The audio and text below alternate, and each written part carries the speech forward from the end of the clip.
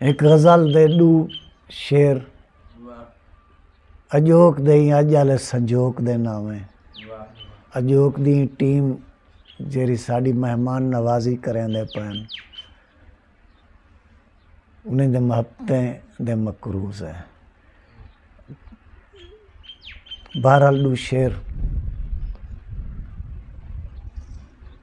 आपको अपने नाल रलेंदा टुरदा वेंदा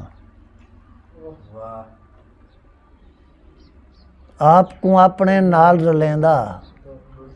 साहिल सही टुरदा वेंदा आपको अपने हाल सुनेंदा टुरदा वेंदा आपको अपने नाल रलेंदा टुरदा वेंदा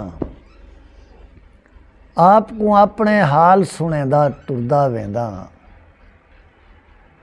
हज ज़कात नमाज रोज़े दा मकसद प्यार है यारो हज ज़कात नमाज रोज़े दा मकसद प्यार है यारो हर रुकन दा अंत लिखेंदा टुरदा वेंदा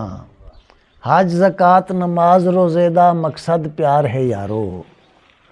हर रुकन दा अंत लिखेंदा टुरदा वेंदा। शेर देख सो दोस्तों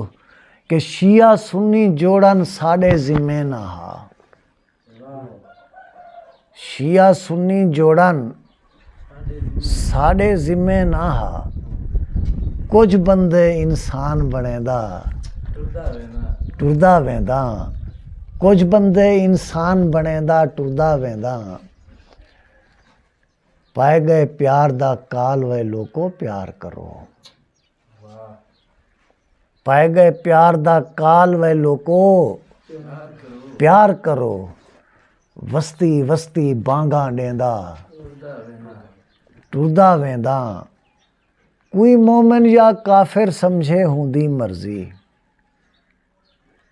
मैं तां अपने फर्ज निभेंदा टुरदा वेंदा जफर शाला टोर अपनी तू सुरखरू थीमा अपनी अंगल आप न पैदा टुरदा वेंदा।